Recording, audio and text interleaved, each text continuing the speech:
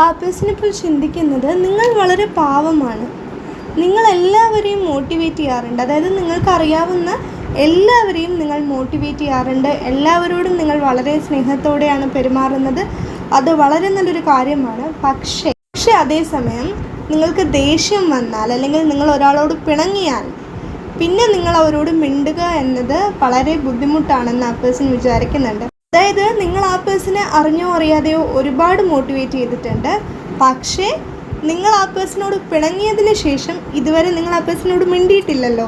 അതുകൊണ്ട് ആ പേഴ്സൺ വിചാരിക്കുന്നത് നിങ്ങൾ ഒരാളോട് പിണങ്ങിയാൽ അവരോടും പിന്നെ മിണ്ടുക എന്നുള്ളത് വളരെ ബുദ്ധിമുട്ടുള്ളൊരു കാര്യമാണ്.